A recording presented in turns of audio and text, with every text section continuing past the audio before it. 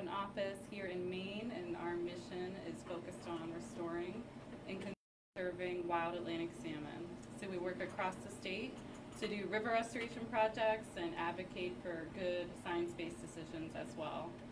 And tonight I actually won't be doing much speaking, but we have two great folks here. So first we have Justin Stevens. He's with Maine Sea Grant, and he's been conducting research and working on sea-run fisheries restoration, including Atlantic salmon, for almost 25 years in the Pisctataquis River and across the Penobscot River as well. He has a bachelor's and master's degree from the University of Maine, and in his job at Maine Sea Grant, he really is an integral part of making sure we have access to the correct data and bringing that to the table and as we're making management decisions. And if we don't have that data, he's quick to point out and help make sure we're on the right path to collecting it. So he'll be giving our lecture tonight and going through, what are Atlantic salmon biologically, and what's their role in the rivers, and how are they managed as an endangered species. And we also have, hi, good evening. Yeah, please come on in. We have chairs in the back or the front, wherever you are comfortable. And we also have Pete. He's in the back there. He'll stand up for you. Pete is from Guilford, and so he's lived in this area his whole life, and he has spent his career, 30 years, with the Maine Department of Marine Resources. Used to be the Atlantic Salmon Commission, and now with that rolling into DMR. He's worked on Atlantic salmon recovery and conservation that whole time period. So he's a fisheries biologist, and he'll be talking to us about the visitors that we have here tonight in the tank, the Atlantic salmon here as well. So I'll hand it over to Justin, but I just want to point out I brought a lot of materials that you guys are welcome to take home with you.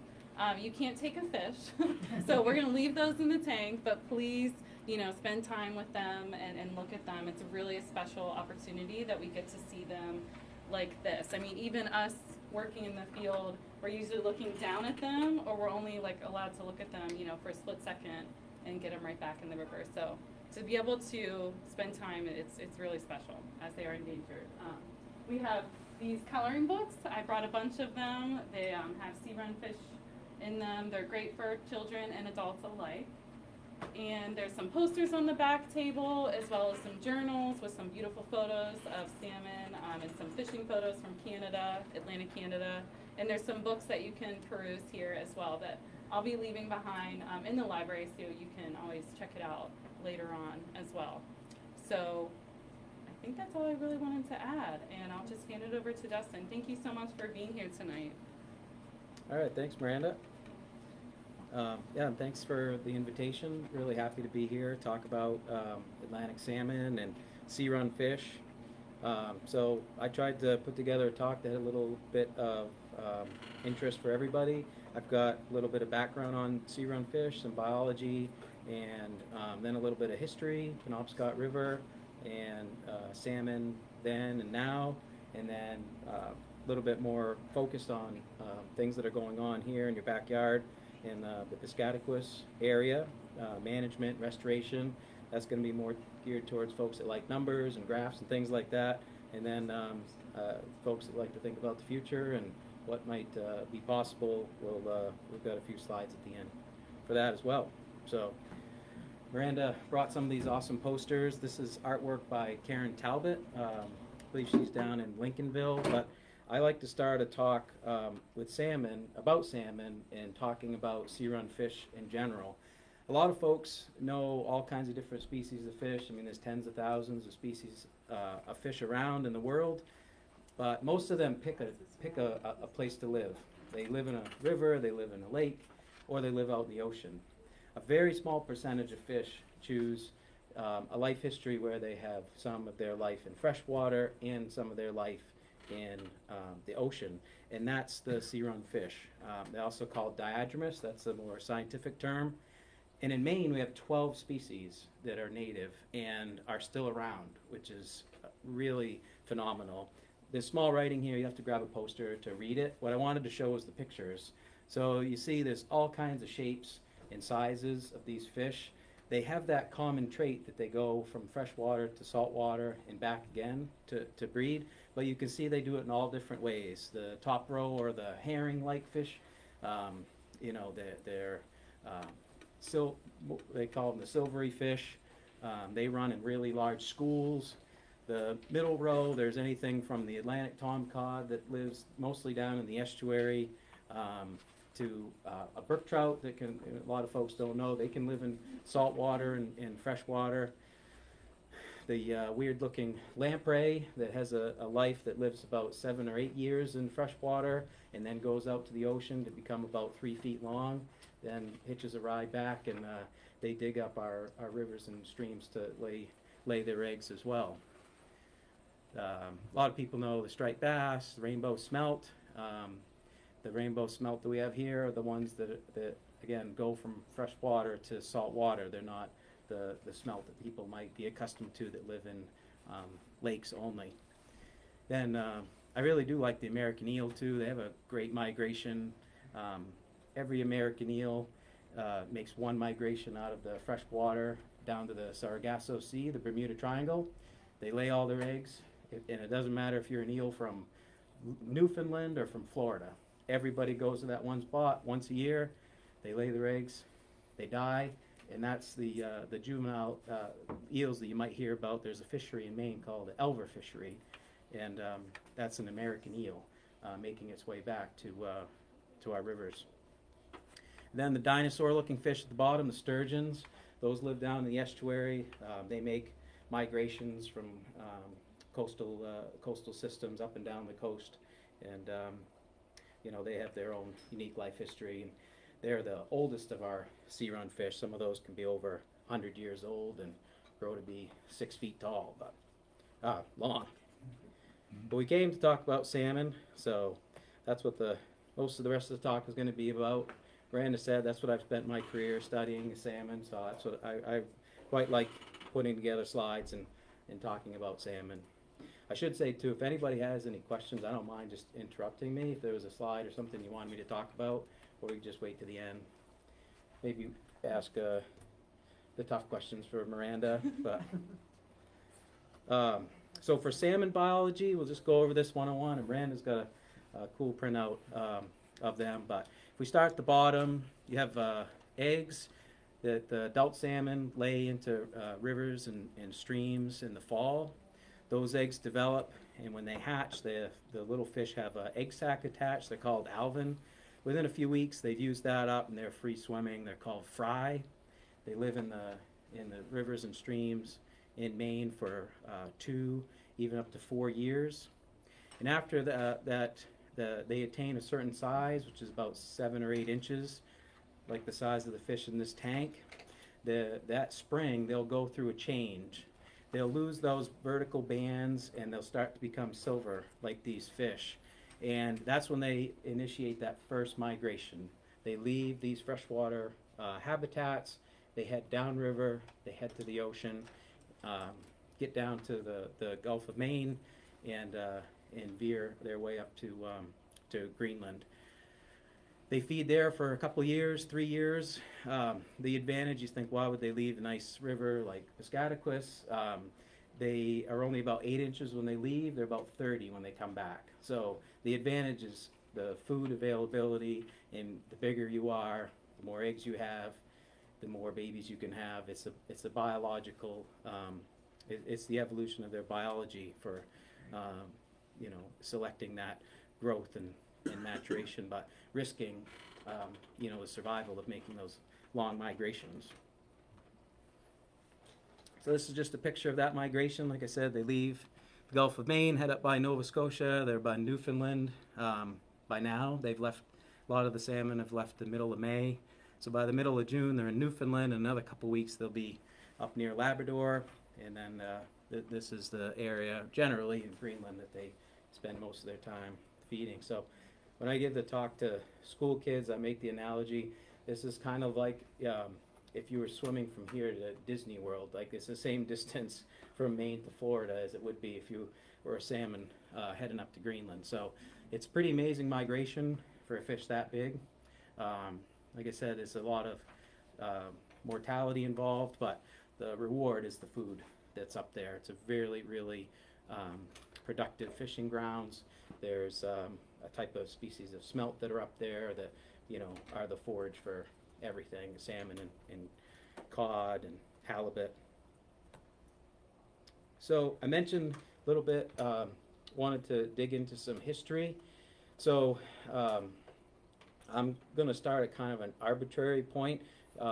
Salmon have been around since the glaciers receded here in Maine, and people have been here, you know, shortly after that. But for most of that time period, for thousands of years, salmon and the indigenous people that lived here developed, you know, lived together. And it really wasn't until colonialization and industrialization that we had to start really paying attention to the salmon fisheries, and a lot of fisheries, because they started to become in trouble. So in 1873, there was the predecessor of NOAA Fisheries, as it's called today, was the U.S. Commission of Fisheries, and there was a report put out every year, and I love going in. They've got them scanned now, these written reports, and you can go into to the web and read all these hundreds of pages, and the writing is really pretty beautiful, actually. But I pulled out this quote. So in 1873, the commissioner made this connection that the reduction of sea-run fish was related to, or the reduction of cod were related to the reduction of the sea-run fish off the coast. So again, this is in 1873. There had already been such a decimation of the populations that they were starting to see these secondary effects, like ecological effects. What were some of the causes? Again, Baird pointed out that dams were a big issue. There were also really popular fisheries. There were commercial fisheries. Just the Penobscot Bay and estuary had over 200 weirs around this time in the 1870s, and there were what we estimate for the populations are based on what they caught. So we don't really know what weren't caught. We do know that thousands of fish were caught. So we theorized that there were tens of thousands of fish in the Penobscot until this time. So in the 1800s, Atlantic salmon ranged in the United States all the way from the St. Croix River down to the western part of Long Island Sound. There's some debate whether the Hudson River in New York ever had salmon, but certainly the Connecticut was a major population center, you know, in all of the large rivers in New England. Today, we have 7 stocks left. So when I call a stock, it's the genetic population that's left. Starting from the east, we've got the down east stocks and those small rivers. The big river is the Penobscot. The red asterisk there is where we are in Dover. All the maps that I have, I made sure we had a dot where we were, just so folks can relate. And then to the south of us, we have the Sheepscot, with the southernmost population. And currently there's fish in the Kennebec that are of Penobscot origin. So these are the only rivers that have wild Atlantic salmon left in the country. So again, I pulled out a few quotes. I thought this one was pretty interesting. It was in a later management report, but they referenced this Reverend Loring in 1880 that made these observations of alewives here in Dover, and the fact that you know, that the mills and the dams provided an obstruction. And you know, this was in 1880. He either knew someone or had recollection himself way back in 1825, so some 60 years before that. In the 1930s, there's mention of the Pisctataquis as being, you know, just a really pivotal area for salmon in the Penobscot.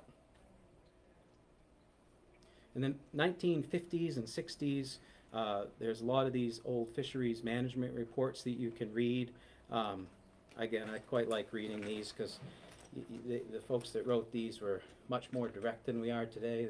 The language is a lot more clear, and here they go back to the records when the dams in 1806 blocked the main stem in Dover, Howland in 1861, but they had noted that by then that the salmon runs had really been destroyed by the activities downriver, closer to Bangor. And dams weren't the only issue. Again, I thought this was just pretty clear quote. The Pisctataquis River is used as an open sewer by the majority of communities along its banks. Major sources of domestic pollution in the drainage include towns of Dover, Guilford, Milo, Derby, Brownville, and Brownville Junction. Sewer pipes from individual houses are numerous along the riverbanks. So when you think about, we just jumped from 1870s to 1956, we're actually, to me, getting to a time where that's not very long ago, the 1950s. And this is when the river, water quality was so poor that there really, later on in this report, the author spoke, there really wasn't much use of trying to restore salmon until you could fix this pollution. So flash forward, the next report was in 1967, and this was when the Penobscot and the biologist for the state of Maine talked about using the Penobscot as a model of restoration for the country to restore fisheries. That if you could restore the water quality, restore the connectivity, that we could get these rivers, back to some portion of where they were 150 years before. So, and again, I thought this report was interesting, pointing out the high quality of salmon rearing and spawning habitat above Dover. All right, so now we're pretty much into the current times, and again, I'm going to go through some maps here. Penobscot watershed is about a third of the state of Maine, so it drains everything from the West Branch on the Canadian border, Quebec, all the way to the Mattawamkeag, which touches the easternmost portion of Maine, and all of this watershed goes down through the town of Bucksport and out into the Atlantic Ocean. The Pisctataquis, which I'm going to start getting more and more focused on, is this branch on the left-hand side. It's only about 17% of the whole watershed, but as we mentioned some of those quotes, there's a high percentage of salmon habitat for the Penobscot. So I don't have nearly as nice a map as Maranda made up, but this shows the watershed, and again, where we are, some of the more popular lakes around. Sebec Lake, which drains quite a ways downstream from Dover. The Pleasant River drainage is that other blue drainage that comes in between Sebec Lake and Schoodic Lake. And then I think this one throws people off too. That whole Sebois Lake, Endless Lake drainage comes in to the Pisctataquis just above Howland. And then, of course, into the Penobscot. What? Does someone have a question? No? Oh, okay. So Miranda has these maps too you can look at later on, but this is I'll just toggle back and forth. So this is the whole Pisctataquis watershed. Everything in pink is what has been mapped by salmon biologists like Pete as Atlantic salmon rearing habitat. So you'll notice that there aren't many areas that aren't pink. There's some kind of slow deadwater areas that are downstream of here, but almost everything upstream is salmon habitat, and there's quite a bit of salmon habitat down in the main stem, and then of course much of the Pleasant River drainage. So this area represents about 40% of the mapped habitat for the entire Penobscot. All right, so next I was going to shift gears a little bit and talk a little bit about the history of the management and activities that are, have been happening and are still continuing today relative to Atlantic salmon. So again, this is kind of an arbitrary point in history, but if we start in 1880, That's when the first federal hatchery opened at Craig Brook, down near Orland, Maine. So you think about some of the reports that I referenced, the Commissioner of Fisheries indicating that there had been these population collapses. The federal government decided that they wanted to start to supplement the populations and open up this hatchery. And this hatchery is still what supports the restoration program today. Those are from Green Lake. Yep. Yeah, there's 2 federal hatcheries now. Green Lake opened up, I think, in the 1970s to particularly raise smolts. So the other point that I put down was 1947. That was when the Maine commercial fishery for Atlantic salmon officially closed. There hasn't been a commercial fishery for Atlantic salmon since then, and frankly, that was pretty late. They basically closed it because people weren't catching anymore. So it was also the time when Maranda said the Atlantic Salmon Commission was started. So the legislature of Maine made this commission to specifically address the restoration concerns of Atlantic salmon. So if you take everything before 1947, that was basically documented the population collapse. And then starting in the 1940s, 50s, the 60s are when the Clean Water Act was passed. The 70s is when the Endangered Species Act was passed. That was an area, a time frame of a lot of conservation, and people's thinking kind of shifted. Well, frankly, we're in 2 world wars and the Great Depression. So once we got into the 50s, 60s, and 70s, this was when this conservation era kind of started. And what that meant for salmon were fishways were starting to be built on main stem dams. Like I said, the Clean Water Act passed and water quality became prominent. This idea that if we really had to start taking care of these rivers that had become devoid of life. So then the next big milestone that I point out is in 1999, the federal government listed salmon down east, those down east rivers, as endangered. This was also when recreational fishing stopped. It was closed for the state of Maine. So through the 50s, 60s, 70s, and all the 90s, you could fish for Atlantic salmon recreationally. And as Maranda pointed out, that's when the second federal hatchery was built. It was built on sport fish restoration funds, and the program was really built around trying to get fish back to rivers and support this angling. And with that, you might know the history of salmon clubs. I think I had a picture here. This was pretty common. There were, fly fishing clubs along the Penobscot and several of the down east rivers. And it was an event. If you know the book, The Presidential Salmon, that was written a few years ago by Catherine Schmidt, she documents this history and how this culture of salmon angling really was, an identity for the area, especially around Bangor and the down east area. The one book I didn't bring. Yeah. Sorry. There's probably a copy in the library, right? But I will just say that this club, no, I don't think you have. No. But we'll get one. And those clubs are still intact. So while there is no longer recreational fishing, the conservation ethic is still very much alive, and we have, we bring those clubs together every couple of months through our organization just to keep that band of folks together. So they're still on the Penobscot. I don't know if anybody's familiar with. I'm curious if anyone's fished for salmon in this room. That doesn't look like it, maybe, but yeah. So just an interesting, just because it closed, that spirit is still alive.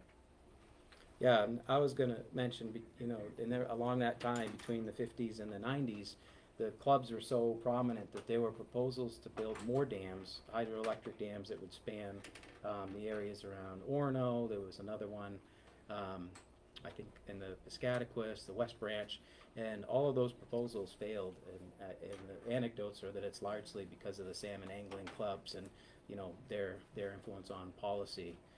So the dams that are around today have been around for a long time. There haven't been new dams built, during this period. Sir, yeah. I had a question. 1960s and 70s, Clean Water Act, how come there's still people dumping into rivers from their house sewage?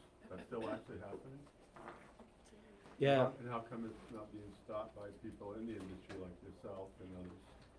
Yeah, that's a good question. So the Clean Water Act is a complicated law.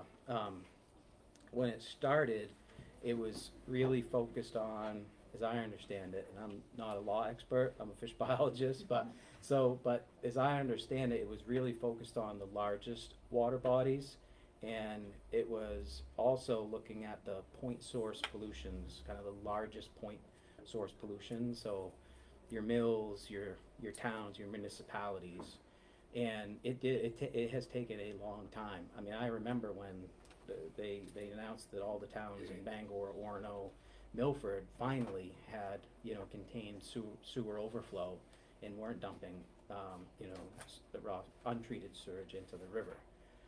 So it's taken a long time, but you'd want to have someone from DEP talk about how those rules are set and what the discharge limits are.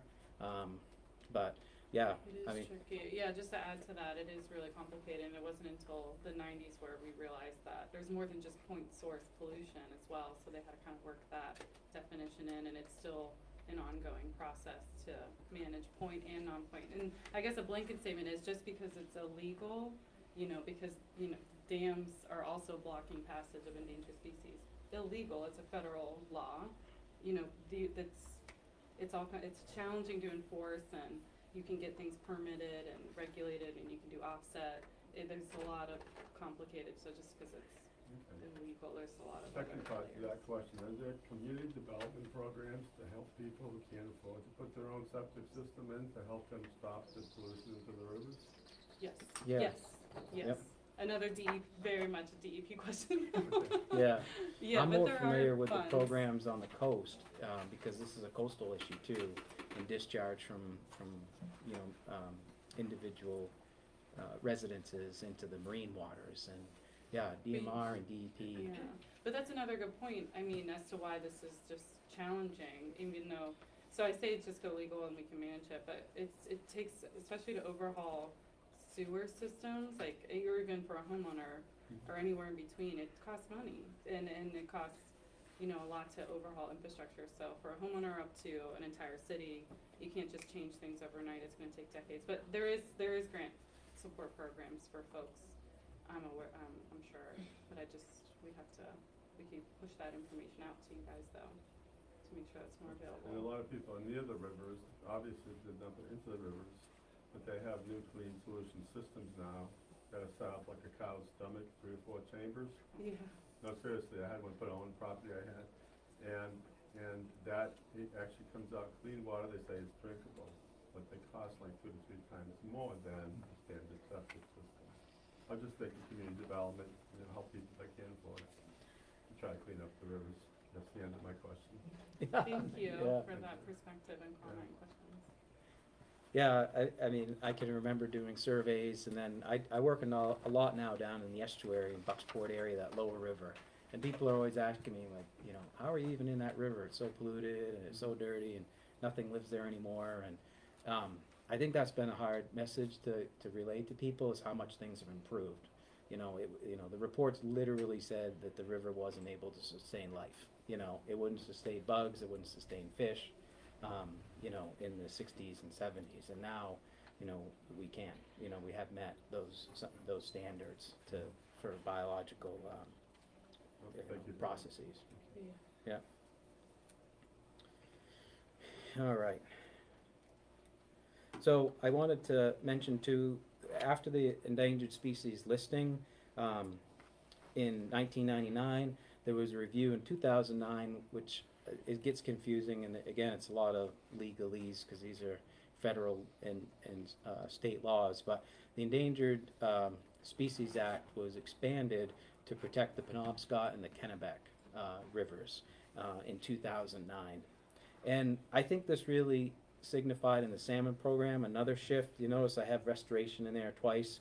In the 90s and 2000s, there was a lot of effort on stocking. And if we could supplement the populations, we had habitat available, we cleaned up the water. If we could put some salmon back into the rivers, that we'd be able to get those populations up. And this was really, I think, a legacy of the hatchery systems that were built for supporting angling, and trying to get the populations to something that was what the public wanted. But really, after the Endangered Species Act, that's a pretty stringent law. You have to have a viable population, which means it needs to support itself without the supplementation of stocking. And what has developed since then is that if you're going to do that, we really have to focus on habitat. You have to have access to the habitat. The habitat has to have the capacity, to support salmon. So a big project that happened, and Maranda has a book back there that reviews it, is the Penobscot Restoration Project. Probably folks have heard about it, but this was, at the time, really unprecedented, where 3 main stem dams in the Penobscot were removed or partially removed to restore access for sea-run fish. Since then, the regulations for other dams have been reviewed, and new rules have been put in place for hydroelectric dams that are producing power, and other dam removals and habitat improvements are occurring. So I put the last one at 2023 and beyond because the future is yet to be written. So I think it's an exciting time in salmon. I talk to a lot of people, and they're like, oh, how do you do this so long? The salmon aren't coming back. You haven't seen much change. And actually, I think we are at a point where we're starting to see a lot of the different pieces, come together. So I'm pretty optimistic, actually. But me too. Yeah. So I talked a little bit about the management, but since the endangered species listing, there's been a formal structure put together for managing salmon, and I think back when I pick up the Bangor Daily, and it seems like salmon makes the news twice or 3 times a year. If some money comes in to support some kind of project, or if there's some lawsuit and a couple people are suing each other. So or sometimes when kids are releasing. Sometimes there's some good news stories. Sometimes. Yeah, like salmon are releasing. But yeah. I think it's important to know a little bit of why it seems like such a mess. I don't know who said the quote, like, democracy is messy, salmon management is messy. There's 2 federal agencies that have dual jurisdiction, which is unique under the Endangered Species Act. Usually a species gets put under one federal agency and they get to take care of it. Atlantic salmon, no, we have 2 federal agencies. We have the state of Maine, who's an active partner in the management, and because of the way that the structure is put in place, federal agencies have explicitly need to recognize tribal rights as well. So the tribal trust issues. So I put the Penobscot tribe as the example here. They have a seat at the table as well in our salmon management structure. But I think the biggest change in the last 20 years that I've been involved are all the other people that are supporting salmon. So on one side, you have tons of people that support science, the USGS, the University of Maine. There's folks like the Gulf of Maine Research Institute, myself at Maine Sea Grant. These are all folks that are working to help either do the science, conduct the science, or reiterate the science, distill it a little bit, and make sure that it's getting into this red box, the managers. The other side that I divvied this up, and you could have done it a bunch of different ways. There's so many conservation groups too, and groups that are not associated with a government agency or anything, like the Nature Conservancy, Maranda, the Salmon Federation, Trout Unlimited, and a lot of these are worldwide groups, or groups that have worldwide reach. And then there's small local groups like Project Share that's down in Whitneyville, restoring habitat down in Down East River. So my point in this slide is there's tons of people that work on Atlantic salmon these days. And this is a part of why pulling this lecture together was unique, as the 3 of us are kind of from each of those buckets, so I think we'll be able to, answer any questions you might have, but we work in different capacities, all towards the same mission. and we collaborate, but approaching it in different ways, leveraging resources. Yeah. Yeah, I mean, and it can make for interesting, you know, dinner conversations when you're sitting with someone that has just sued your agency or something, you know, that can happen. But, you know, everyone here has the same goal. It's just, there's going to be some debates about how we're going to attain it, how you're going to reach it. So everyone wants to see Atlantic salmon in Maine's rivers. All right, so now if you are interested in some data and graphs and things, I'm kind of getting into that piece. If you don't like that, feel free to start taking a nap. Or I can hand you a coloring book. Or you can have a coloring book. Keep your hands busy. So I mentioned a lot of people that have come before. Pete, Maranda, and I have mentioned the Pisctataquis and the Penobscot and the potential for restoration. But that didn't stop a lot of folks from going out and evaluating where are we at today, 80s, 90s, and the 2000s. So one of the first things, like I mentioned, was done in the 2000s when the program was just getting started after the endangered species listing, was the dedicated stocking of fry. So you can see this little net full, and I think some people went on a fry stocking trip maybe Yeah, here. do you want to raise your hands? I know 3 of you. All right, so you've had fry in your Yeah. hand. Yeah. So this was the basis of all of the supplementation, you know, back 20 years ago, where's this life stage. And it wasn't picked out of thin air. It represented the youngest life stage that you could handle in large numbers and get into the river to adapt to those conditions as soon as possible out of the hatchery. So the only thing closer to being born, you know, in the river is fry. So there was a lot of fry stocking done. There was a lot of habitat inventory done. A couple pictures of Kingsbury Stream and in the upper Pisctataquis. So basically everything in the Pisctataquis and a lot of the other Penobscot was mapped. Pete was on a bunch of these surveys. I was on a bunch of these surveys. We took GPS and literally measured, you know, how much area was in each section of river. We walked the whole river.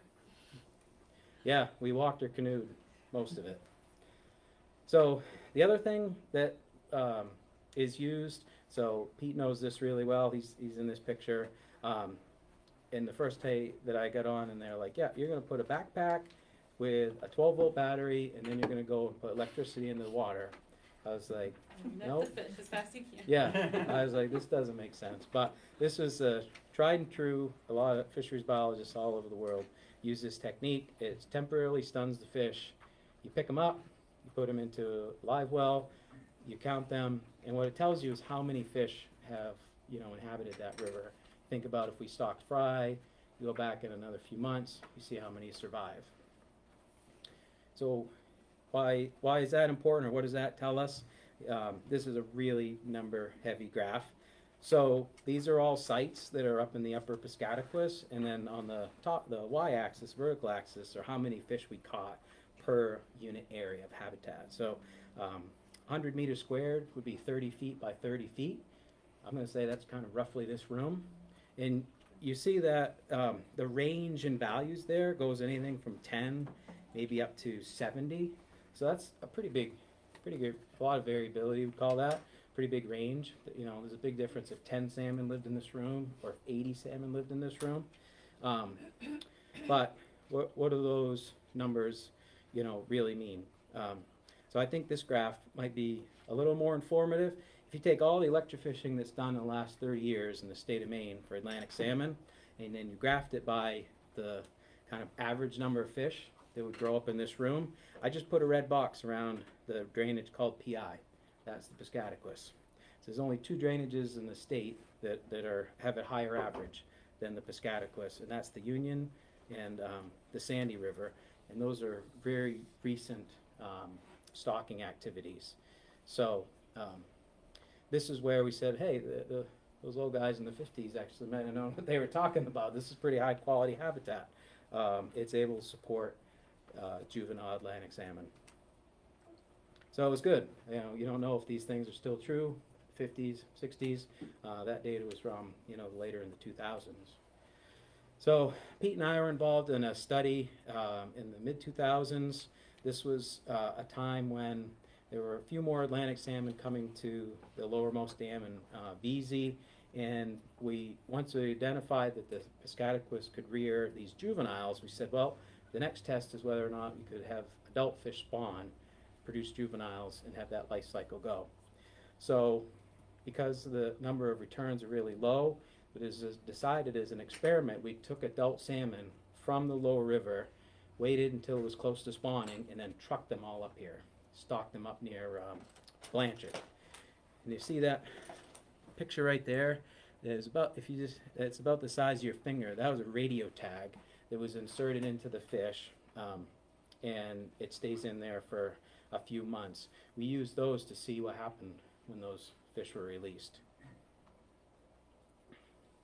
So the one thing we were really hoping for, we released them in the fall, is that they were going to dig reds.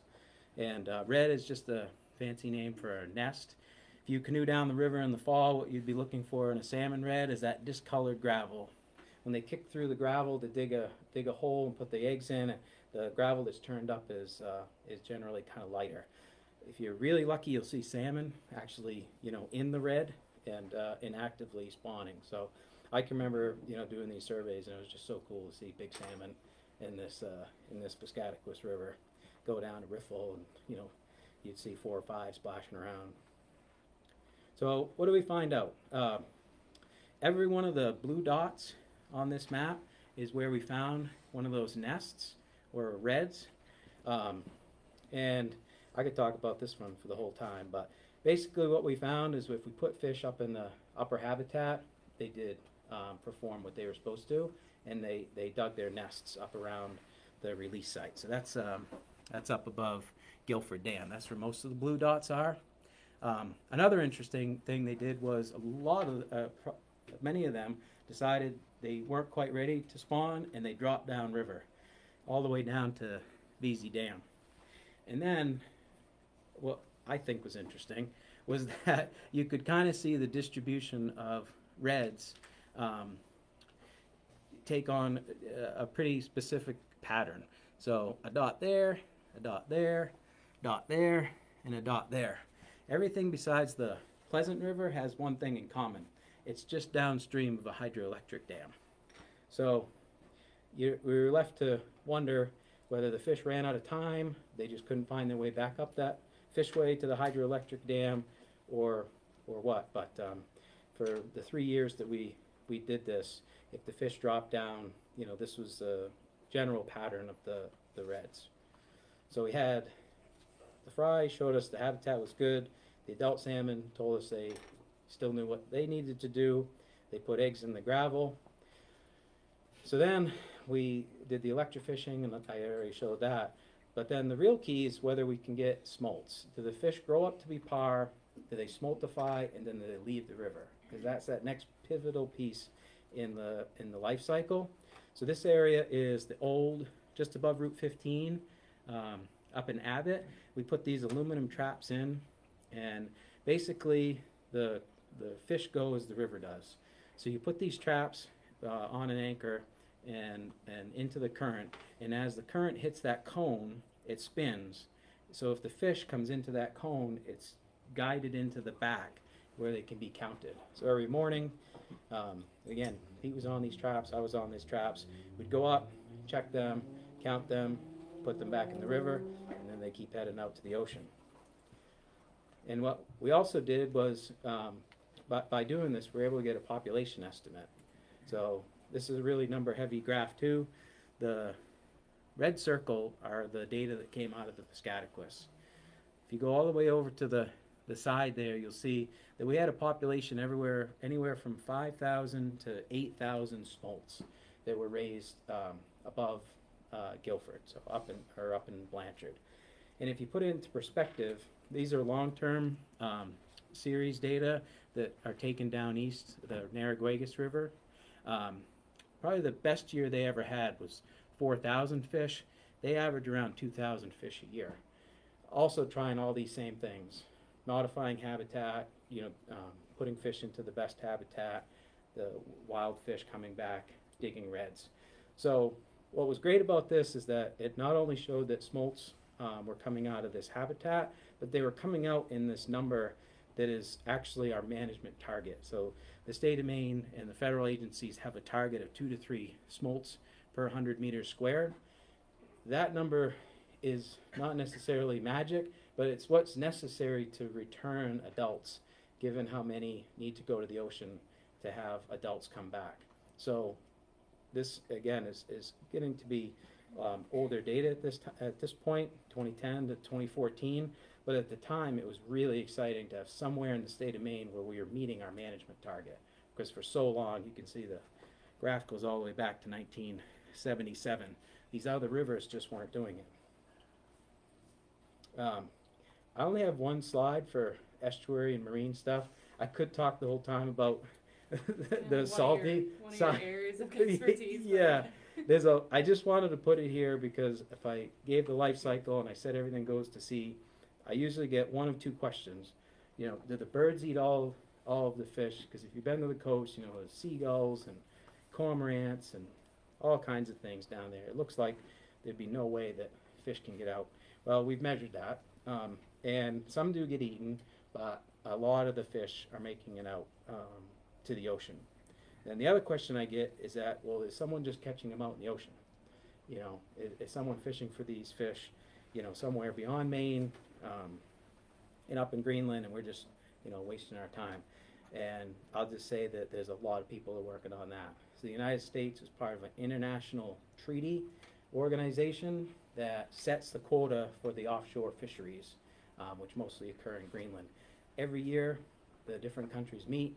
They decide how many fish they can fish for, and for the last 30 years, it's pretty much been zero, because the U.S. is a part of that negotiation, and they say, you know, we don't have enough fish to even let, you know, 100 get commercially fished. So there is a lot more to talk about in the ocean, and I'd ask anybody has any questions, we can follow up, but that's all I had time for this talk. So kind of finishing up here, adult counts is really the method that we use to assess where we are with things. We've been at it since, like I said, around 1970 or late 60s. There was a period in the 80s and 90s where there were quite a few hatchery returns to the rivers in Maine. We can see the numbers there, 4,000 or 5,000. These are mostly beige color because they're returned as hatchery. They came from the hatchery. So they were released as smolts like that, and 2 years later they came back as adults. That's why they would be colored beige. What happened around 2000 was there was a shift in that survival of how many fish came back from the ocean from a given number of smolts that were stocked. That's more related to that marine side, which I didn't leave myself enough time to talk about, but it's related to how much productivity is in that West Greenland area. So we've seen a lower productivity for about the last 20 years, but at the same time, we're also working on the habitat improvements, because we can't really have any impact over the productivity of that entire West Greenland ocean, but we can have influence on what we do in our rivers and streams, and, you know, even management down in the estuary. So I just put this up, and I have a lot of slides that I give to school kids and stuff, and I always like to tell kids that the fish, we know a lot about the fish from their scales. So if you ever catch a fish and a scale gets on your hand, I tell them to think about how, you know, that's basically giving you a history of where that fish has been, how old it is, and, you know, what part of its life has been like. So, all right, now I'm really wrapping up. I see about 10 minutes. So talking about the future, I mentioned about the for 200 years or so, we've known that for Atlantic salmon to exist, that we have to have passage at dams. These red dots represent all of the main stem dams, and they might be a little bit dated here. There might be a few of these that have been removed, but the idea is that there's still a lot of dams in the Penobscot to worry about. But we've had some pretty big progress removing. This is a picture of removing the Great Works Dam down in Old Town, and then I'll never forget these days when you had an excavator in the middle of the Penobscot River taking out the VZ Dam. And I think a lot of people that I've talked to, because when you talk about a dam, like what exactly the problem is, you can, as a scientist, you start talking about all this jargon and throwing all these terms and things. And then I found the best way is just to throw up a picture of what a dam looks like from the air, and just envision that you're a fish trying to get above that.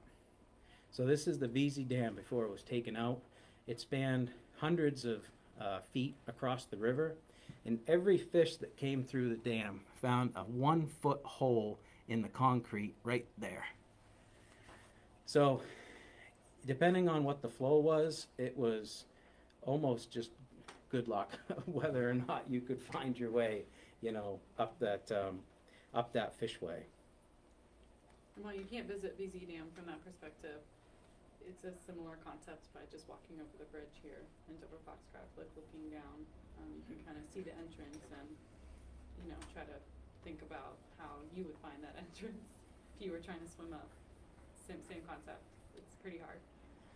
And I think this one is a really beautiful take too, in that this was the old Howland Dam.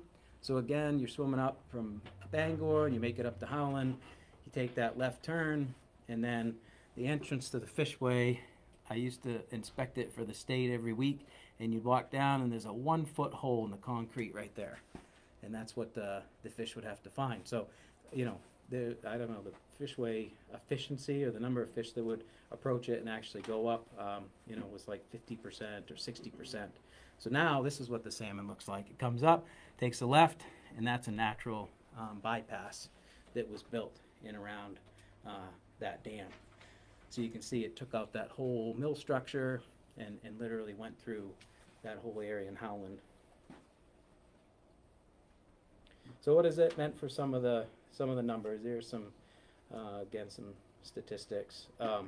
So with the removal of those 2 dams and the bypass at Howland, 46% of the salmon habitat now is above less than 2 dams. So before it was more like 90% or 95% of the habitat. We're seeing increases in other fish of the sea run community. You remember the poster and had all those other species. I'll show a graph in a minute that talks about a couple of those. But then we're also seeing some increases in the number of smolts that go to the ocean and then return as adults, because as the upstream fishway is one issue, the downstream is also an issue. So the smolts going down, if they have to make it through a hydroelectric dam, there's difficulties in that. So I don't know if everyone's familiar with the counts that occur now at the Milford Dam, but that is where all the salmon get counted, all the American shad, and the river herring. And I think this is a pretty optimistic figure. When we started counting river herring at the old VZ Dam, I think the first year there was 2,000. This year at the Milford Dam, they counted over 5 million river herring. So if you think about the space that 2,000 fish would take up, you know, it would be like a couple Rubbermaid totes. 5 million fish is a lot. It is a lot of biomass that's making its way up the Penobscot, into the tributaries and lakes. So this is a really great success story for the restoration. All right, and then I think, yeah, this is one of my last slides. So I was just going to say, with that optimism moving forward, we're seeing in the program more proposals for dam removals, things like culvert and road crossing improvements, improvements in the physical habitat. There's more efforts for land conservation and land use changes to protect the river. So, like I said, I think it's a pretty optimistic time to be in a salmon biologist working with sea run fish. So I think that's about all I had, actually. Yeah, thank you, Justin. Yeah. Great. Some historical photos. Yeah. Thank you, Justin. This is just a picture of the window that's at the Milford Trap. So you can see all the diversity of species that are moving through, like with the Atlantic salmon in that picture, and then these are all the shad and river herring. That's the lamprey. So we do have a question. On the fish, you put the little radios on. Yeah. And they went all the way down and made their way all the way up to Greenland? You followed them that whole way? And did they come No, back? yeah, Or you only watched I'm them sorry in if that was unclear, but those radio tags only stayed for a few weeks. So what we tracked them was down to Bangor. So we knew that they went down to Bangor, and that's how we got those ideas of where those reds were, and we counted those blue dots because we knew those radio tags. We actually took a Warden plane and tracked from Moosehead Lake. We took off, got into the upper Pisctataquis, flew down, and then flew down the river. So we were able to check the tags that way. And then you just took the tags off? No, they kind of fell off. They were put like down their throat, but they're not eating at the time, so they're not doing a lot of swallowing. But as they, just move around and things, eventually it regurgitates. And yeah, when the fish doesn't move, they kind of know the tag is. Say you put in, like, say these, if there's 20, and you let them go. Out of those 20, how many actually make it all the way? You have like a statistic? Yeah, so it From depends here. at which point you want to know how many make it. From here. From if here. They were put below Mayo Mill Or Dam. just like, say you had a bundle of ton a year hoping. to Yeah. get. How Well, it many makes a do you difference hope- where, because where does that have to traverse? Is, if we put it down in BZ, it has to go through no dams, so that's gonna make a big difference. So I think if you were to put it right here, below Mayo Mill and Yeah. above the lower dam. So yeah, if you think about that, and you almost have to scale up to a few thousand fish, but I could use percentages, then it applies to any number. So if you go down river, you have about, the management standard right now is to have 95% of the fish survive each hydroelectric dam.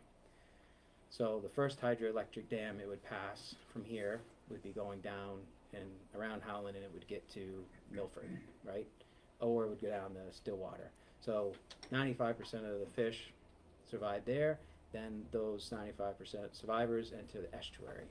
The estuary right now, the survival rates have been around 90% through there. There's a lot of predators. Like, it's a really constricted area, and they have to transition from freshwater to seawater, which I didn't really get into, but that's not an easy transition. They've lived for 3-4 years, 2 or 3 years in the river, enjoying freshwater, and then wham, they get it with salt down there, and it's totally different for them to regulate. So anyways, 90% survive through the estuary, and then from the fish that leave the estuary, it is about 0.1% that return as adults. So we go to the number per 10,000 at that point to make the numbers easier. So it's around 15 adults come back from 10,000 hatchery stock smolts. Or naturally reared, just. The naturally reared do a little better. They're roughly around 1%. So if 100 smolts left here that were wild, we would probably get one of the adults back. The wild return rate is why that management level we want is 2 to 3 smolts per unit, because then 2 to 3 smolts per unit would bring back an adult, enough adults to seed that much habitat again. So. And just to mention, 95% at the dams, they're not meeting that. That's just the goal. They're not actually. It's much lower the mortality rate, meaning more fish are actually dying at the dams, but they should be passing 95%. Yeah. But they're not. It's much higher. I did an analysis of from 1970 to like 2010, and our best estimates is that around 30% of the salmon that were released during that time series actually made the ocean, because that's when the survivals at the dams were not as regulated, and they weren't even close to 95%. It was more like 70 or even 50. So. Chris? So to continue on Helena's question, so below the lower dam here, how many of those 1,000 are going to get to the ocean? Yeah, so the ones that go down below, let's get back to the map, so that's a little easier for me. We'll start below Dover. Mm-hmm. But the Mayo Mill Dam is having an impact, so can't ignore that. But yes, we can start below. Yeah, so if you go below Dover, Mhm. and there is some mortality within the river. There's smallmouth bass. There's, you know, there's mortality that happens. The Howland Dam, the recent estimates are that almost 100% survive the Howland Dam. So then the next one is the Milford Dam. That's because of the bypass that was done in 2014. So before that, before we did that restoration project, it was different. So Yeah. it's because we did that. It was, yeah, that changed from about, I think, 85% survival to 100. So now the Great Works, I mean, the Milford Dam is the one dam that still has hydroelectric operation. And the last 3 years anyway, they have met that standard for 95% survival. So 1,000 fish, would that be 950 make it below Okay, Milford? Now, go upriver a few miles to the top of these two dams, the Dover Guilford. dams. Guilford. Yep. Yeah. Yeah, into that area, how many of those will survive? If you got 950 as a baseline. Yeah, so now, all right, now you're doing the different math. So now you start 1,000 in Guilford, above Guilford. Again, the survival at Guilford has ranged, I'm trying to think what the study ranges have been. It's been as low as 80% and it's been as high as 95%. So they have, you know, that one, you could say anything from 780 to 950. Let's just say 800 though, in the middle. So if you had 800 that made it through Guilford, then you'd get to the upper Dover dams, and you've got the two dams here. So 800 make it, then if say, let's pick another 90%. So you get 90%, the 800. Now you're at 720, I think. And then the 720 to the next dam, you'd be down to like 650. Yeah. Okay. I And then think. you have the in-river mortality. And then you have the in-river mortality. Yep. Howland is like So 100 those dams will cause a loss of 40% of what starts. cumulatively. Cumulatively. Yes, correct. Those three dams. Yeah. Okay, thank you. So that's almost half. Yeah. Pretty close. I want to review that paper I did, because I think I laid it out in there. I actually did all of the Oh, calculations in research. there. Yeah. But I could give that to you too, if you wanted Okay. it for Yeah, the we can committee. research. So the dams are a lot more destructive than the things that normally would eat them. Is that correct? Yeah, well, yeah, it's a complicated question because some of the predation happens at the dams too. So I didn't show some of the pictures, but cormorants in particular, at the Howland Dam, I can remember going there, and before, while the hydroelectric dam was operating, it impounded that whole area up above the Route 2, and the cormorants were just lined up there. So as the fish were coming down river, they were trying to make it through the current. They were getting slowed, and then, you know, fish like cormorants would predate them. So you have predation and the actual fish that get hit by turbines or fall onto rocks. So like Guilford, that doesn't have hydroelectric dams, mortality there would be, you know, it doesn't have turbines, but there's a rock face that's below there, and there's predation that could occur simply because of that delay in their migration. And they're just walking over the bridge today. There's 3 cormorants above Mammal, so they're here too. And then the other thing, dams create warm water environments in what should be a cold water river, so that changes the ecology, and there's different types of predators in the impoundments themselves. So as they're getting delayed, they're not only subject to birds or other, you know, predators, terrestrial, like coming. There's also other types of fish, such as smallmouth bass or other predators that can easily get to them because they're delayed. So there's a lot of other impacts, and then the warm temperatures are impacting them too. There's like a lot of that too, right? Yeah, so Yeah. for every dam, if there's even a couple days delay, that gets accumulated downriver, and there's a whole thing we could have talked about. The timing of when they hit the ocean is really important because their bodies are gearing up for that saltwater challenge, and there's a change in their physiology. They're getting ready for that saltwater challenge. They're raising these enzymes activities, and you know, it's all being triggered by, you know, the daylight and the fact that they're migrating. Well, if they get delayed in some way and they hit that ocean at the wrong time, then they're going to die. They're not going to be able to adapt to the seawater. It could also be too much of a temperature change, because as the spring goes on, the river warms up, and you think the ocean takes way longer to warm up than than the river. So if they hit that ocean and there's too much of a temperature change, then they'll die. You said there was 7 or so estuaries that have left, basically? Rivers. Yeah, the genetic River stock. estuaries. Yeah. Is that in a particular area? Maybe you touched base on it, I just didn't get it, but was that in the Maine area, estuaries, or is that within the country, or was that, what does that mean? Yeah, so that was way up here.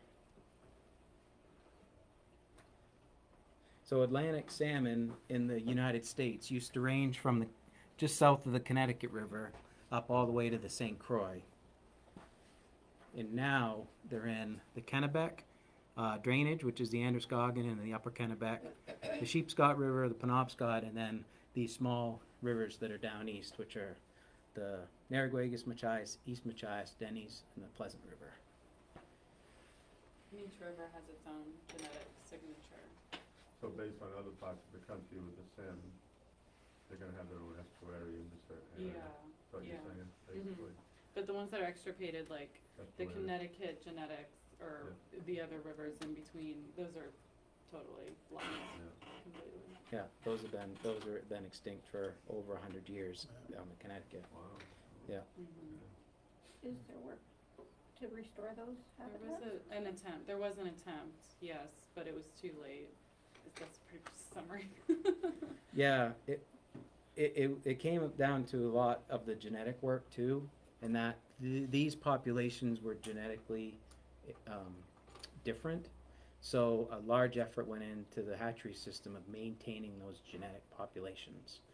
And you describe it all, it sounds kind of crazy, all the work that gets done, but it's very specific breeding of individuals, and they take the genetics of the individuals and optimize the breeding of the group to maintain a high level of genetic diversity of the fish in the hatchery. So that's how those strains have maintained.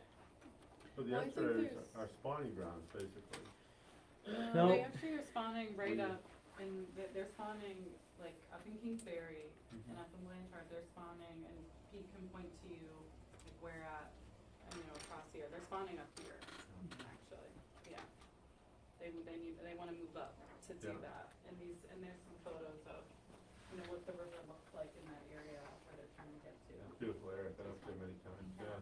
It's really pretty. Yeah. But I also say that genetically, that's the genetic thing that Justin's explaining is correct. But Maine is also, a resilient area given that we have these higher elevation rivers and streams. This is a forested drainage, that's going to protect the temperature of our rivers and streams. There's a lot of aquifer input as well. And we were able to turn back the clock with our water quality.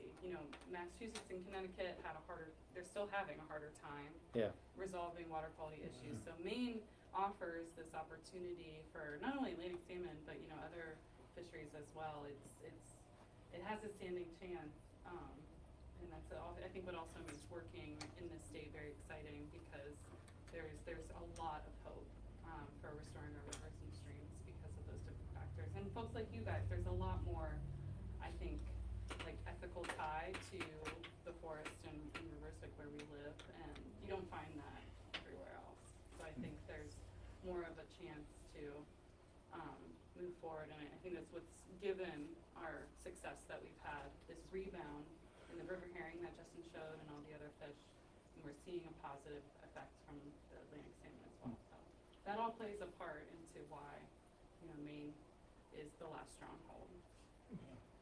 Yeah, and the ocean component isn't trivial, because when I showed this graph, like there's a reason there was never salmon even 10,000 years ago down below Long Island Sound. It's because of the temperature of the ocean that's limiting, not the freshwater habitat. So like things like brook trout, there's brook trout all the way down in Virginia, right? But they never have to go to the ocean. There's cold water, freshwater habitat, further south of here, but the ocean is the link for these fish, because they have to make that transition to the ocean. So Our Gulf of Maine. yeah, so the Gulf of Maine is really unique in that way, to be able to support the species. So this lecture kind of unfolded, but I was hoping to have Pete come up and tell us more about the fish that are in the tank, but I recognize it's after 7, and so I don't know how folks are feeling to kind of think more about the actual fish we have in there and what you would add to the conversation, Pete. I'd like to meet Pete. Yes, so, I don't know if you're ready for that, but yeah, if you could come up and talk to us about, all your experience in and around these rivers and working with these fish and what these fish are. We've kind of talked about that a little bit too. I think Justin and Miranda hit on a lot of it, and the real stronghold for Maine and the Pisctataquis River is the fact that it is in the upper headwaters. It does have very good groundwater, and that's why the salmon still do very good here. Justin's numbers, though, they're just numbers on a board. They're tremendously better than other places in the state of Maine, and the Pisctataquis has always been, we've always been told the Pisctataquis was almost the #1 possibility for salmon restoration, even back to Cutting in 1927 when his report came out, the Pisctataquis was the one. And this data just backs it up. And that data says it again, and it goes all the way back into the 1800s. The work that Justin and I did to produce those 2 to 3 smokes per unit of habitat. I mean, and again, we're still seeing the Pisctataquis as a positive, the best of any of the other rivers and any of that data there. The Pisctataquis is still the one. That's still the one. We have other areas in the state of Maine that are also great. The east branch of the Penobscot is great. We have an east branch of the Mattawamkeag, which is all the way up in Oakfield, is another very good salmon waters.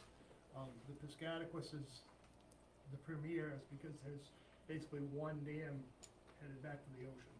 These dams are dams and they have fishways, but there's only a little bit of hydropower at the Browns Mills Dam. The only major one is Milford, so there's one dam almost headed back to the ocean. And so we have smolt in here, right? That's what we These have are in the Atlantic tank. salmon smolts. They were reared from sea-run broodstock that we collect at Milford. Each year, we're collecting adult Atlantic salmon at Milford right now. We take them to the Craig Brook National Fish Hatchery. They're spawned, as Justin said, with very specific genetic qualities. The genetics are picked such that there's no brothers and sisters, and males and females are tried to pick with the furthest distance relationship. So we want to have a minimum of 500 family groups in the Penobscot. That's a minimum. We'd like to have more, but that's a minimum that we maintain with that stocking program. And 1 year later, we have these fish right here, these smolts. They're 12 or 13 months old. And in the wild, it takes another half a year to produce that size of fish. We do that in the hatchery with a little bit warmer water, and we can feed them year round. Like the scale that Justin showed you there, there's feeding grades in there. Warm water, you can grow fish. Cold water, fish slow down eating. They don't eat quite as much. So that scale really tells a really big story. Justin and I, we read literally every scale of every smolt and pod that has come through our hands over the last 20 or 30 years. So. And just to emphasize, the hatchery program and this recovery effort by stocking is to get to a point where that is not happening, that these fish are moving on their own and producing wildly on their own. That is the goal, and so that's why there's so much effort into genetics and making sure the numbers match and we're putting the right amount, because in due time, the idea is that the fish will rebound on their own and we don't have to put fish in the water. You talked about the fish coming down, excuse me, and then go through the process of becoming used to the salt water. And you said about the temperature, and the Gulf of Mexico is warming up, the Gulf of Maine is warming up. how is that gonna affect the migration to Newfoundland? Well, we'll start inland by us maintaining stocking programs and doing the very best we can with our genetic, really true genetic, we refined fish that want to be in the Pisctataquis or the Penobscot as a whole. We put them in these upper headwaters so they become resilient. They'll learn water temperatures are warming, summers have less water, less rain and less flow. If we weren't doing this and teaching these fish these characteristics, it would be much easier for them to go extinct. But we're maintaining every year, we're keeping fish in these very special habitats, and doing the very best we can to produce families and genetics to hopefully bypass some of that warming of the Gulf of Maine, warming of our rivers here. So all those little steps that we're doing are trying to create a resilient fish that can live on. And I'll add to the conversation that there's been a lot of data collected on the temperature of the rivers and streams up here, you know, in Kingsbury and Upper Pisctataquis, and it's kind of fed into this model to try to understand what happens when our air temperature increases 1, 2, 3, 4, 5 degrees.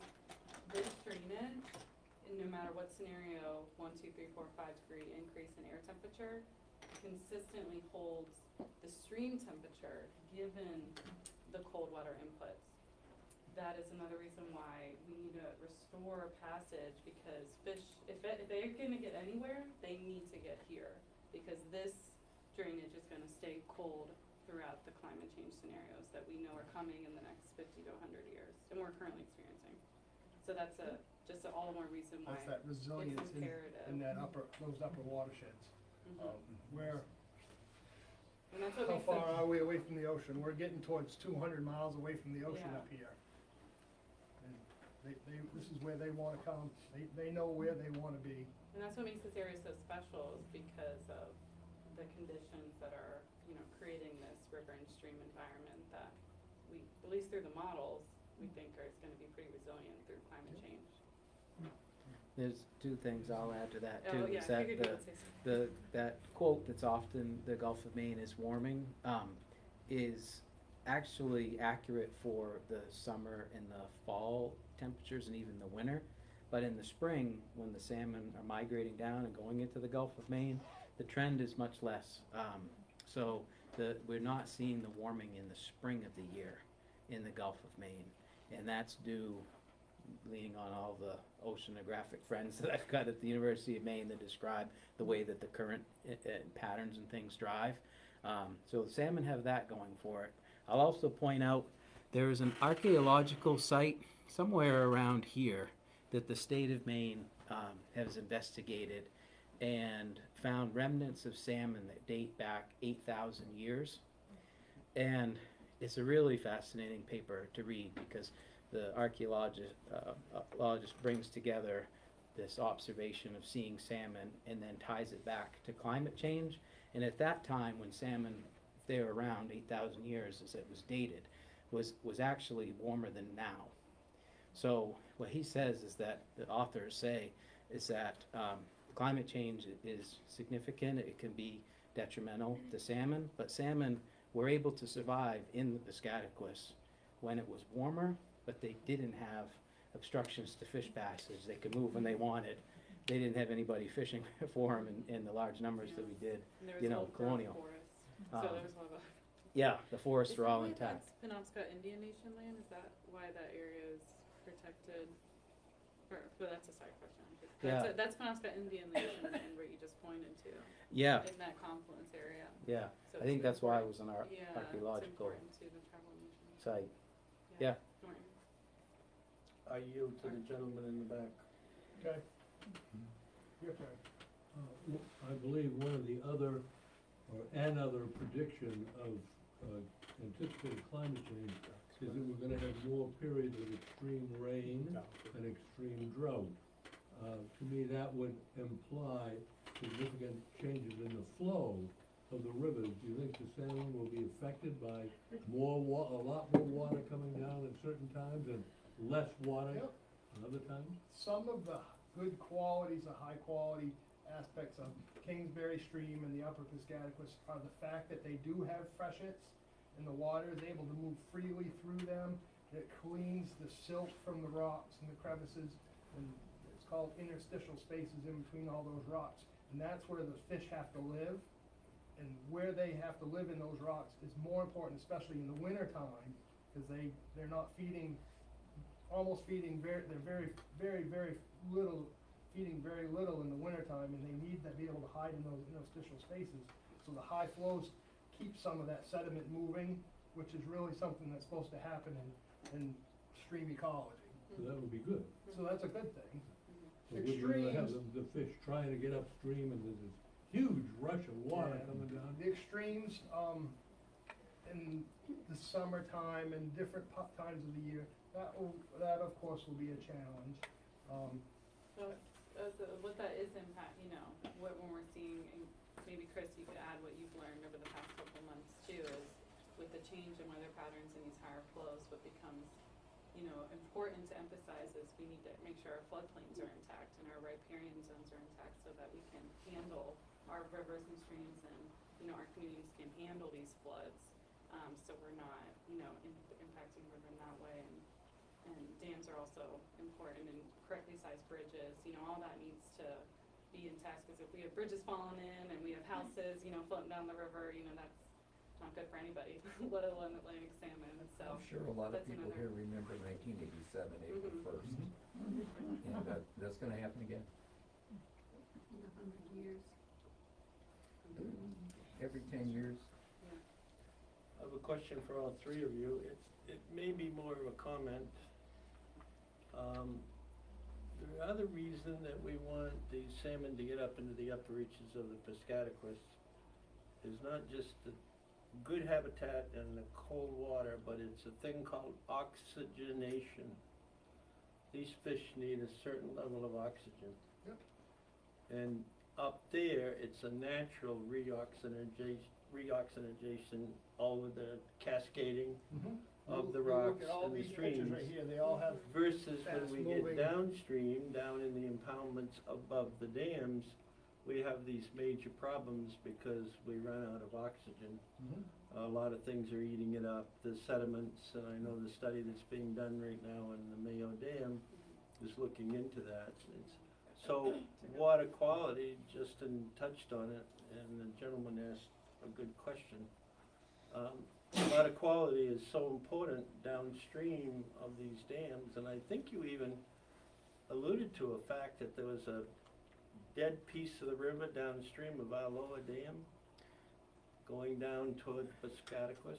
Yeah, where I pointed out there, what we had mapped for habitat was largely due to that gradient, so how much riffle habitat and how much of that Low oxygenation is slopes occurring. and So it's, things eating up the oxygen, and there is something down there that's those are slower moving eating up the oxygen, sections. but Yeah. that's so important that that's why we need to get the fish up there faster.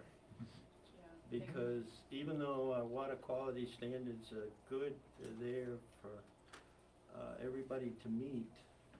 And I don't believe there's any untreated discharges into any of our streams now. If there are, there's cease and desist orders following quickly. Is because in the lower reaches, we do have the larger point source pollution sources. Even though we have highly sophisticated wastewater treatment plants, they're allowed to remove a certain amount of oxygen from the water below the discharge. So it's all an important factor to get them from on their return back up to those places in our upper reaches as fast as we can. Thank you, Lauren. That's right. Just last weekend, I worked at the Milford Dam, and on Saturday alone, we passed 150 large Atlantic salmon. I gotta actually go work there tomorrow, and yesterday they passed 55, so they're in their heavy migration north right now. Water temperatures are increasing, and that's a trigger for them to wanna migrate upstream. But as you said, there's timing with that, and that's the timing with all these dams and the efficiency of how they pass. Okay, I have a follow-up question for Okay. Justin. We're talking about a 1-foot wide sluiceway fish ladder for these fish to go up. How does a 30-inch long Atlantic salmon bending its body to get the thrust to go up there, get through a 1 foot wide sluice. Yeah, I foot or a foot and a half, but it's because, you know, they're 30 inches long, Yeah. but they're only that wide. But they, Yeah, so they've got to in order enter. to go, they have and to they- Yeah, flip their tail. and they've got to make the turns. You see, So, you know, everyone that An designs. 18-inch sluice is even It's, a problem it's, for them. it's small. Milford's bigger. I can't remember what the opening is Most in of the Milford. actual inlets are wider, but there's boards and baffles that are put in there to create restrictions, which tumbles the water, which is a much narrower space, but that narrower space and the tumbling of the water keeps it at a consistent velocity. So if you had 200 CFS, a fish couldn't go up it, but it True. works within a range of 100 to 50 CFS, True. and that is appropriately sized for Atlantic salmon. It's not so appropriately sized for river herring and shad, and that's why we've restored some of the areas on the lower parts of the river, and that's why we're having 5 million alewives come back to the Penobscot. So we fixed some of those fishways and allowed species that fall within either lower or higher tolerance to move up these fishways. Thank you. That's the restoration part of the whole sea run species. It's not just one fish. We are looking at all of them. Plus, nature is a lot stronger than humans, Yeah. you know, so they think they're strong. I mean, if we were hunted and fished, we'd probably be wiped out as a species, but animals are much stronger than we are, you know, We're so. doing that ourselves, so. we don't have- Yeah. We have 2 more questions that have popped up. Sarah? I just wanted to double check, is the most northern location Appalachian Mountain Club and Penobscot Nation land Are you looking that over they're here? responding to? Yeah, over here in the Pleasant River, they're going all the way up to that Appalachian Mountain Club Yep. land. Yeah, and the AT runs. Yep. And then over here, similar thing. There's a set of falls. There's on the natural falls. Pleasant River, the in natural both of falls those in areas. Gulf Vegas. Yep. And then there's a set of natural falls over here. And then Penn has, you know, a lot of protected land. So I just wanna mention, so some of you that don't know me, I work for the Pisctataquis County Soil and Water Conservation District, and I've had the pleasure to be able to be up in AMC land and see all of the stream restoration work that they're doing, which is pretty amazing. And we wouldn't have been able to see some of that bridge restoration happening unless they were doing this work. So it's pretty impressive that they're getting that far up north. And then, yeah, I just hope we can continue to do more of it so we can keep seeing this work. I think AMC's doing 13 this summer, and like another 20 12. between these 2 summers. Yeah, Yeah. okay. Thank you for Another coming in whole on your bunch next I think summer. they have I Thank you. think they're almost done, is what I had heard that they're They're set almost for Those are the done. last They're nine undersized Replacing culverts, bridges yes. and culverts and things On such their- as that. on their property. On their property and land they manage. It's crazy, which they have Yes. managed thousands and thousands of acres, so it's wild. And I was able to stand on a bridge that connected from the Pleasant River on AMC land and then on the Penobscot Nation's land at one time and connected the dots of the different landowners that are working together to make this all happen. So it's just really impressive to see it in action. And then the work that you're all doing here closer to home and Dover, you know, it's important work. Yeah, thank you, Sarah. Yeah. Yeah, and so the town is a landowner as well, so we will, you know, see how that unfolds here too. And while Sarah just spoke, I just wanna point out that Sarah provided the equipment to make sure we could have the salmon here in the library, so really appreciate the district setting all that up and getting the water acclimated so they could be here for a couple days. And I know a lot of visitors have enjoyed them too. They have to go into the river tonight though, so say goodbye. Yes, they And do have so- to go in today. Yeah. Today's the last day on their stocking permit, and it is towards the end of their migration, and they'll They're have, ready to go. they'll have some challenges ahead of them because they're at the tail end of this smoke migration, but today's kind of the last day. Where let's, where will you put them in the river? I'm probably gonna take them down below Brown's Mills at the park and just put them So in. they don't have to go to the two. They're all there when we get Yeah. them. Thank you guys for being here tonight and just your thoughtful questions and taking all this in and showing up and being curious. I really appreciate that. Take whatever you'd like on your way out. And, you know, if you have more questions, I'm around a lot. And like Pete is also in the area. He lives in the area too. and Justin comes through a lot too. So, you know, think of us, and you can always reach out again. But I just want to thank Justin for preparing such a perfect presentation for us tonight, and Pete making sure we had fish here that we could interact with, and talking to us more about the habitat. So thank you guys and for coming tonight, and you guys for being here too. Oh, thank you. The meeting that's not Tuesday, but the Tuesday after.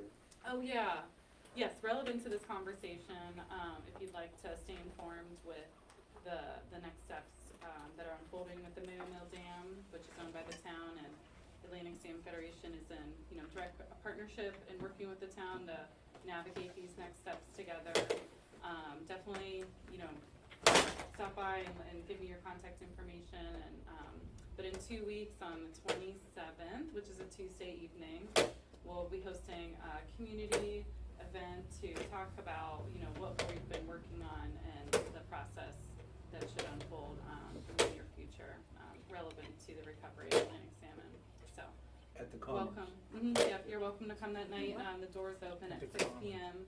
and it'll be an open dialogue, and so it'll be a nice night to come out and learn more. There will be some snacks. I won't say it's a sit-down dinner, but there will be snacks. We're still just a nonprofit. So it's not here, it's at the Commons. Yes. Yeah, thank you for clarifying that. Yeah. Thank you. Just a curiosity, why are all the fish facing this?